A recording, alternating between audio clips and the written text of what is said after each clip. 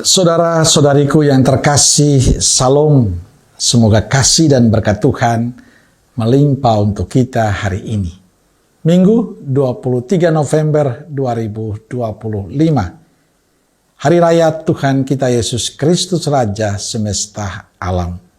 Dan jangan lupa untuk selalu tersenyum. Mari kita awali permenungan kita hari ini dengan tanda kemenangan Kristus dalam nama Bapa dan Putra dan Roh Kudus. Amin.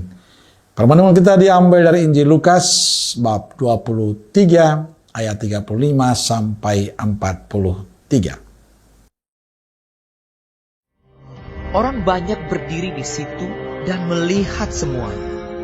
Pemimpin-pemimpin mengejek dia, katanya, "Orang lain ia selamatkan, biarlah sekarang ia menyelamatkan dirinya sendiri.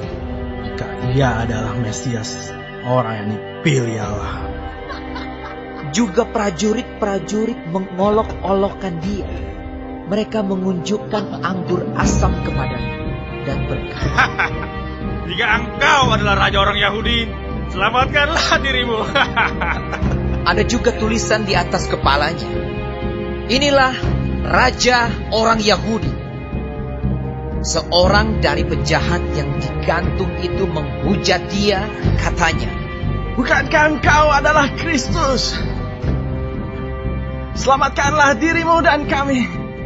Tetapi yang seorang menegur dia, katanya, "Tidakkah engkau takut juga tidak kepada Allah, sedang engkau menerima hukuman yang sama? Kita memang selayaknya dihukum, sebab kita menerima balasan yang setimpal dengan perbuatan kita. Tetapi orang ini tidak berbuat sesuatu yang salah." Lalu ia berkata, "Yesus, ingatlah akan aku apabila engkau datang sebagai Raja." Kata Yesus kepadanya, "Aku berkata kepadamu, sesungguhnya hari ini juga engkau akan ada bersama-sama dengan aku di dalam Firdaus."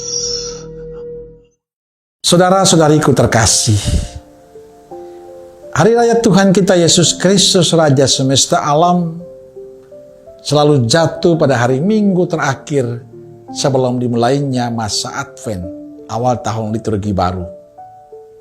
Memberi makna akhir zaman yang menekankan bahwa Kristus adalah Raja yang berkuasa kini dan akan datang. Memang kerajaan Yesus sangat berbeda dengan kerajaan duniawi yang penuh kemegahan dan kekuasaan otoriter. Kerajaan Yesus adalah kerajaan kebenaran, kasih, damai, dan kerendahan hati. Kuasanya diwujudkan melalui pelayanan, pengorbanan, dan kasih yang radikal. Dan hari raya ini mengajak kita umatnya untuk secara terbuka mengakui dan menegaskan kembali iman kita bahwa Yesus Kristus adalah satu-satunya Raja dan Tuhan atas kehidupan pribadi dan seluruh alam semesta ini. Sekaligus mengingatkan kita untuk taat dan patuh pada perintahnya, menjauhi segala larangan, dan membiarkan Yesus meraja di hati kita dalam kehidupan sehari-hari kita. Maka kita diajak hidup dalam kebenaran dan kasih. Kita dipanggil untuk mewujudkan nilai-nilai kerajaan Kristus yang mengutamakan kebenaran, kasih, dan damai dalam kebersamaan kita dengan yang lain. Ini termasuk keberanian untuk menegur kesalahan dan mewartakan kebenaran Tuhan daripada sekedar mencari aman atau mengutamakan ego. Saudara-saudariku terkasih, perayaan ini memberikan pengharapan akan kedatangan Kristus yang mulia pada akhir zaman, di mana kerajaannya akan sepenuhnya terwujud dan tidak akan pernah berakhir. Pesan ini juga menggarisbawahi pentingnya melihat dan melayani Kristus Sang Raja melalui sesama, terutama mereka yang membutuhkan, Karena pada akhirnya kita akan diadili berdasarkan kasih kita kepada sesama. Saudara-saudariku terkasih, dalam Injil hari ini, nampak jelas bahwa kerajaan Yesus sangatlah berbeda dari kerajaan di dunia ini. Dan kualitas Yesus sebagai Raja berbeda dengan kualitas raja-raja dunia ini. Tidak seperti raja-raja dunia ini yang berkelimpahan kekuasaan, kekayaan, dan kemuliaan. Kerajaan Yesus diwarnai oleh pengorbanan dan cinta yang tidak kenal batas sampai harus mati di kayu salib. Yesus adalah Raja yang konsisten dengan perjuangannya. Ketika ia pertama kali mengumumkan program kerajaannya, ia berkata, "Roh Tuhan ada padaku. Oleh sebab ia telah mengurapi aku untuk menyampaikan kabar baik kepada orang-orang miskin.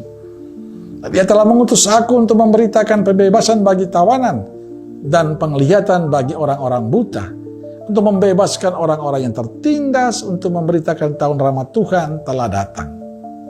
Saudara-saudariku terkasih, perjuangan Yesus diwujudkan dalam pelayanannya. Sepanjang hidupnya Yesus mewujudkan misinya itu dengan berkeliling sambil berbuat baik. Di mana-mana ia menyembuhkan orang sakit, memelehkan mata orang buta, membuat jalan orang yang lumpuh, menghidupkan orang yang mati, mengenyangkan orang lapar, mengampuni orang berdosa, dan menganugerahkan harapan kepada orang yang putus asa.